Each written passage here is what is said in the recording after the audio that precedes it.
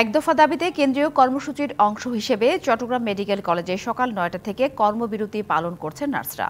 বেলা ১২টা পর্যন্ত চলবে এই কর্মসূচি। নার্সিং ও মিডওয়াইফারি কাউন্সিলের প্রেসিডেন্ট ও রেজিস্ট্রার পদ থেকে সব ক্যাডার কর্মকর্তাদের অপসারণ করে পদগুলোতে যোগ্য নার্সদের পদায়নের জন্য এই কর্মসূচি পালন করছেন নার্সরা।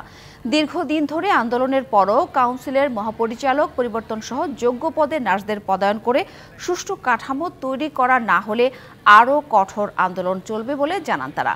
কর্মবিরতির ফলে ভোগান্তিতে ওয়ার্ডের রোগীরা, তবে চালু আছে জরুরি সেবা।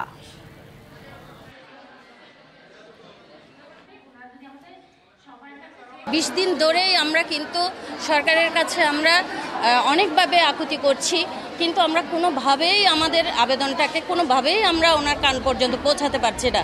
আজকে এই কর্মবিরতি পর্যন্ত আমাদের আশা লেগেছে। যারা নার্সিং সম্বন্ধে ভালো ধারণা রাখে, নার্সিংয়ের বিভিন্ন বিষয়গুলো যারা ভালো বুঝে, তারা ছাড়া কিন্তু আসলে কখনো নার্সিংয়ের মধ্যে সম্ভব না। এই কারণে আমরা মনে করতেছি অবশ্যই নার্সিং পার্সোনাল দিয়ে আমাদেরকে অধিদপ্তর সাজানো হোক, আমাদের নার্সিং কাউন্সিলকে আমাদেরকে দিয়ে ফেরত দেওয়া হোক। এটা হলো আমাদের মূল দাবি। আমরা চাই আমাদের দাবি মেনে নেওয়া হোক, আমরা শান্তিপ্রিয়ভাবে আমাদের কর্মস্থলে ফিরে যাই। আমরা চাই না রোগীর ভোগান্তি বাড়ুক।